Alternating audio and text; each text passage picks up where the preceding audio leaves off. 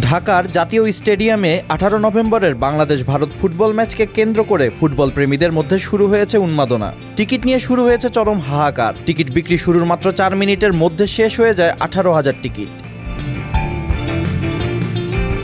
পরবর্তীতে এ বিষয়ে বাফুফের কম্পিটিশন কমিটির চেয়ারম্যান গোলাম গাউস বলেন, 6 মিনিটের মধ্যে সাধারণ গ্যালারির সব টিকিট শেষ হয়ে যায়। এখন গ্রাহকরা পেমেন্ট করছে, অর্ধেকের বেশি পেমেন্টও হয়ে গেছে। এখন শুধু রেড বক্স, হসপিটালিটি বক্সের টিকিট রয়েছে। বাংলাদেশ ফুটবল ফেডারেশন ভারত বাংলাদেশ ম্যাচের টিকিট বিক্রির দায়িত্ব দেয় অনলাইন প্ল্যাটফর্ম কুইকেটকে। তবে বিক্রির কিছুক্ষণের মধ্যে ওয়েবসাইটে সোল্ড আউট বার্তা দেখা যায়, যা দেখে অনেকেই টিকিট বিক্রিতে অনিয়ম ও অভিযোগ তোলেন।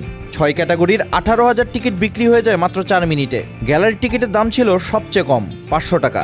ক্লাব হাউস 2 ও ভিআইপি বক্স 3-এর প্রতিটি টিকিট বিক্রি হয়েছে 3,000 টাকায়। আর ভিআইপি বক্স 2, ক্লাব হাউস 1 ও রেড বক্সের টিকিটের দাম ছিল যথাক্রমে 4, 5 ও 6,000 টাকা।